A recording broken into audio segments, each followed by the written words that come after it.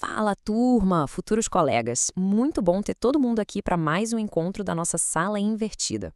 Hoje a gente vai destrinchar aquele exame que, convenhamos, costuma assombrar os corredores do hospital, né? A famosa gasometria arterial. A ideia aqui é pegar o artigo excelente do Gomes e Pereira de 2021 e transformar aquele emaranhado de números num raciocínio super claro e lógico para vocês. Então, bora mergulhar nisso e perder de vez o medo da gaso. O nosso roteiro de hoje é bem direto. Vamos repassar rapidinho a etapa pré-classe, focar no protocolo dos 6 passos, desvendar o segredo da compensação, testar tudo com casos clínicos reais e fechar com as mensagens essenciais. Certo, começando pelo começo, a nossa etapa pré-classe. Eu quero destacar essa regra de ouro do nosso estudo dirigido. Se o corpo não compensou como o esperado, existe um segundo distúrbio escondido. Descobrir esse distúrbio oculto é literalmente o grande objetivo do nosso trabalho de detetive clínico hoje, porque isso pode ser a diferença entre dar alta com um diagnóstico superficial e salvar a vida do paciente, tá? E para essa investigação fazer sentido, a gente precisa olhar para o nosso campo de batalha fisiológico. Pensa no equilíbrio ácido-base como uma linha de frente com 3 batalhões. Primeiro, o sistema tampão, que age na mesma hora, é imediato. Depois, os pulmões, que controlam o CO2 em questão de minutos ali na ventilação. E por último, os rins, que vão regulando o bicarbonato bem mais devagar, levando horas ou até dias. Entender esse tempo de resposta é absolutamente crucial para saber se o paciente está numa fase aguda ou crônica. E antes de avançar, uma pausa rápida para aquela diferença clássica que derruba muita gente em prova de residência. A acidemia é o estado do sangue, ou seja, você bateu o olho e o pH está menor que 7,35, é acidemia.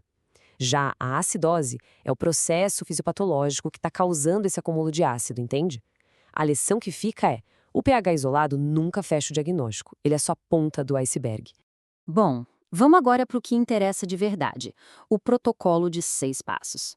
O algoritmo do Gomes e Pereira que vocês estão vendo precisa virar memória muscular. Construir exatamente essa sequência mental é o que vai dar segurança para vocês na enfermaria. A gente nunca pula etapas, tá? Vamos sistematicamente do pH até o anion gap. A lógica dos primeiros 4 passos é super elegante. No passo 1, o pH te diz quem está ganhando a briga, ácido ou base. Nos passos 2 e 3, a gente avalia os suspeitos, o CO2, que é o pulmão, e o bicarbonato, que é o rim. Aí no passo 4 vem a sacada. Quem combinar com o pH é o nosso distúrbio primário. Por exemplo, se o sangue está super ácido e o CO2 está nas alturas, a culpa primária é respiratória. Pensa logo numa DPO-C exacerbada. Agora, se o problema primário for um bicarbonato muito baixo, aí é metabólico, tipo uma cetoacidose diabética. Mas como em toda boa investigação clínica, tem uma reviravolta. E isso nos leva à parte 3, o segredo da compensação. É no passo 5 que a gente separa quem só decorou fórmula de quem realmente entende a fisiologia do doente. A compensação é o seguinte: assim que a gente identifica o distúrbio primário, a gente precisa calcular qual deveria ser a resposta secundária usando as fórmulas do artigo, e a regra é clara. Se a gasometria que você tem na mão mostrar valores exatamente dentro daquela faixa que você calculou, beleza, é um distúrbio simples. O corpo compensou como devia. Mas, se desviar dessa faixa, liga o alerta vermelho. É quase certeza que você esbarrou num distúrbio misto. Chega de teoria, né? Ponto 4. Nossa prática com casos clínicos para ver se a gente está afiado. Imagina a seguinte cena no pronto-socorro. Chega para você esse paciente de 35 anos, diabético tipo 1, cheio de náuseas, vomitando e hiperventilando. Dá uma olhada nesses números. O pH está em 7,18.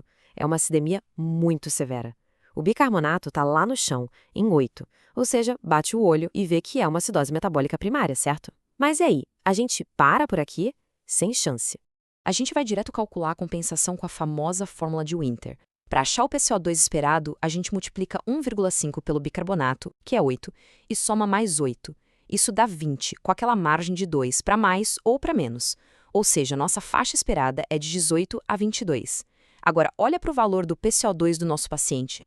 Exatos 22. Bateu certinho com o esperado. Então a gente pode bater o martelo com segurança. É uma acidose metabólica simples com a compensação respiratória perfeitamente adequada.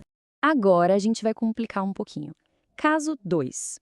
Paciente de UTI, chocado, séptico e entubado. pH de 7,21, PCO2 de 55 e o bicarbonato em 20. Fazendo aqueles nossos passos iniciais, a gente tem uma acidemia clara e esse bicarbonato consumido aponta para um componente metabólico. Mas será que é só isso? Olha o perigo escondido aí. Se fosse uma acidose metabólica simples, o pulmão estaria hiperventilando para expulsar CO2, né? O PCO2 esperado dele, pelo cálculo, devia estar ali na casa dos 38. Mas olha o exame, tá 55. Gente, o paciente não está conseguindo hiperventilar, ele está retendo CO2 adoidado.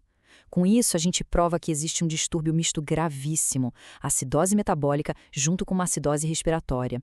E qual conduta prática? Correr para ajustar os parâmetros do ventilador mecânico desse paciente.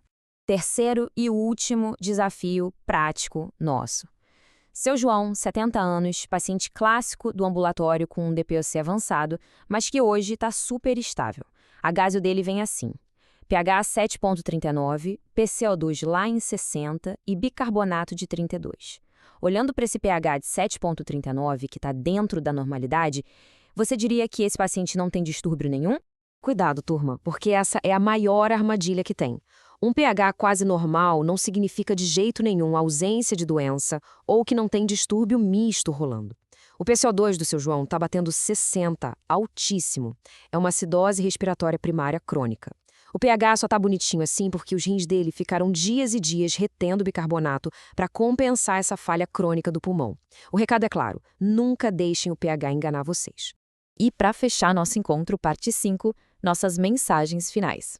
Resumindo a ópera para vocês levarem para o plantão, sejam muito sistemáticos, construam uma memória muscular daqueles 6 passos. Lembrem que olhar só o pH é a receita para o erro. A verdadeira magia da clínica médica acontece na hora que você calcula a compensação, porque é lá que você flagra os distúrbios mistos e entende de verdade o que está acontecendo com o doente. Eu deixo vocês com uma pulga atrás da orelha para o nosso próximo módulo. A gente falou muito dos passos 1 a 5 hoje, mas e o passo 6? Por que o bendito onion gap é obrigatório toda vez que a gente acha uma acidose metabólica? Como é que uma continha boba de mais e menos pode te ajudar a diferenciar na hora se o paciente está com uma intoxicação grave ou só uma diarreia? Fica aí a provocação. Excelente estudo para todo mundo e a gente se vê aí na nossa próxima imersão clínica. Valeu, turma!